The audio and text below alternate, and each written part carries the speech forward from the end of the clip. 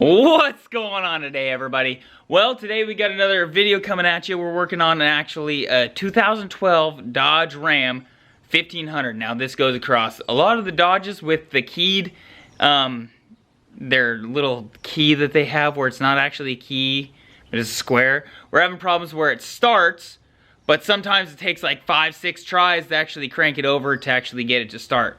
So we're gonna dive into this ignition system and see what's coming up. I have a sneaky suspicion that it's probably just some gunk on the ignition that we just need to clean off, because it works sometimes and sometimes it doesn't. So it's probably just something like a dead spot. So we'll tear it apart, we'll see what we can see, and probably just give it a quick clean. All right.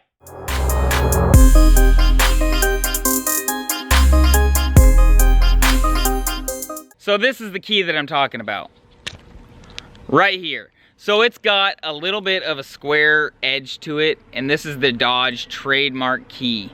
This is the part that has a problem. So if yours has this key, it probably has this problem going on. Okay, so the problem that we're having is we've got power to everything. So we turn the key to the on position, power comes on, radio comes on, you can use all your accessories, but the second you try to start it, you can turn it, but it doesn't click. It doesn't even, like, you can't even hear the starter try to click, like it's a dead battery, because if it's a dead battery, you'll hear the starter go click, click, click, click, click, and it won't start. So this is saying that it's not getting power to the actual starter. So we think it's the ignition. So we've gone ahead, you can click it on, turn the radio on just fine. You click it over and nothing else happens, where usually it starts right up. So we'll go ahead, we've got the under panel of the dash actually taken out of this, and there's only 4 bolts holding this ignition thing on. So we'll take that module out and go ahead and take that apart, and hopefully we can clean it. All right, we've already got the lower panel that just hangs up here taken down, and it's held on by 2 screws that are held in up here and here. And you just take them out, and then the rest are pressure clips. You can just pull it right out, and the module sits right here. So here's the ignition module, and it's just held in by 4 bolts that are hanging out up here around it, and then a ribbon cable. Just undo the ribbon cable. Definitely don't drop your ignition, but once you get that out, it's only held together by a couple little things. So there's the 4 bolts. It actually sits in there like this. You can get that taken out, and then we'll go ahead and take this to the bench and take this apart.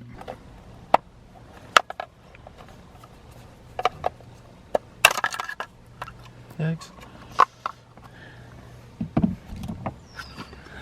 Cool. So now we've got the circuitry all open. Let's go ahead and we'll take it out. Okay, so it's got 4 clips actually on each of the sides going around it. You stick a screwdriver in there and just pry out against it, and you can feel it come unclicked. And once you get all 4 of those undone, the whole thing comes off. And that little back part comes out nice and easy. So now we're going to go ahead and take this circuit board out.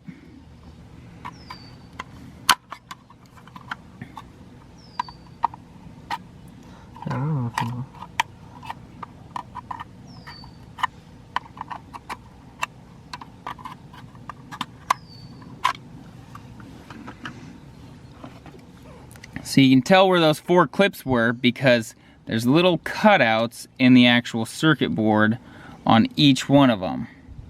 Where they're at, right there, right there, right there, and right over here. So push those 4 in and it pops right out. Now we've got this ignition system all dialed in. And looking at it, you can look down in here and you can see that it's got the drag pins right there, and I'm betting that that contact point is where we're having problems. So we'll go ahead and we'll take probably a Q-tip and some isopropyl alcohol, and we'll go ahead, clean that up, give it a couple runs around and make sure that everything's looking good, and then hopefully we'll be able to start this truck.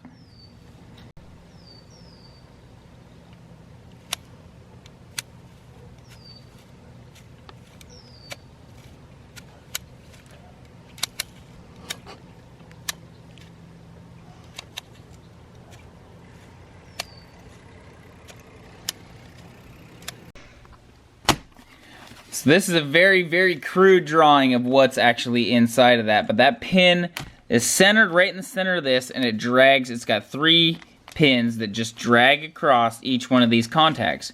You're gonna have your constant power ring, a secondary ring, and then this outer one's the one that we're really worried about. So there's actually a third one in here, somewhere like that.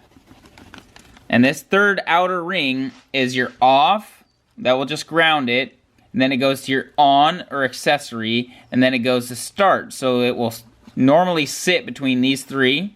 And then as soon as you go to the start, it'll bump over to this one. And so what my thought was is that we've got power, so it's getting power here.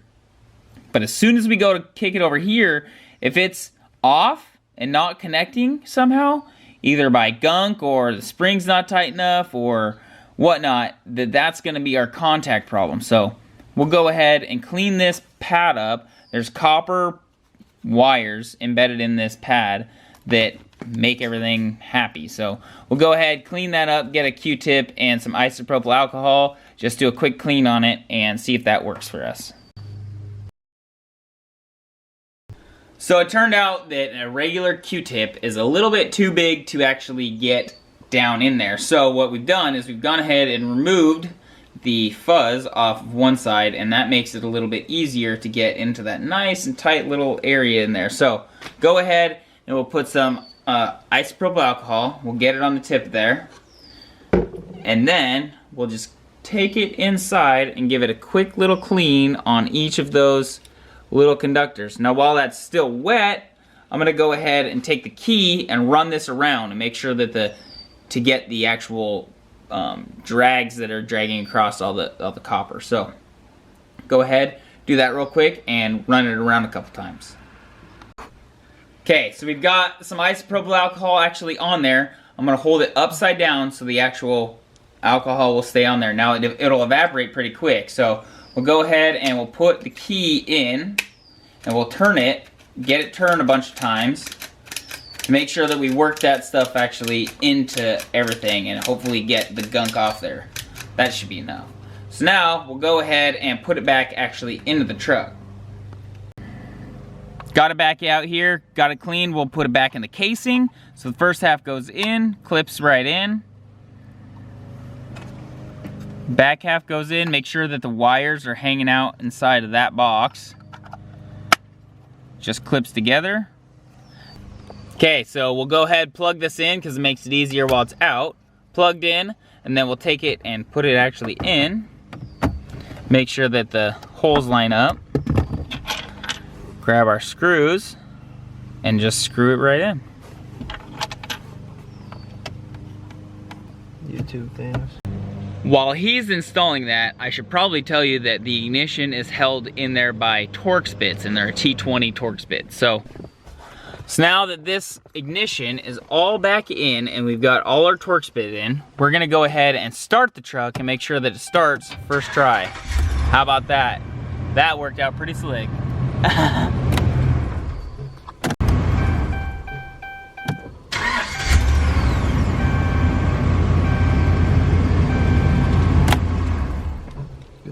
Oh yeah, they're gonna. Well, we tried it 5 times in a row and worked every single time. So this seemed to be the fix, at least for now.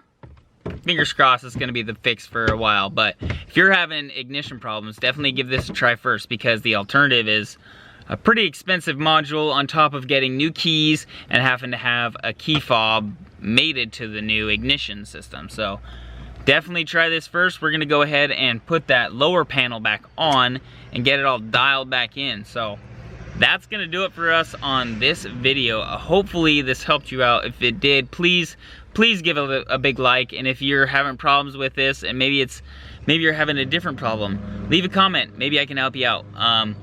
Anyways, please subscribe, enjoy the rest of your day, and I'm gonna get out of here. Peace. The struggle is real putting this hood latch back on. I don't even need a hood latch.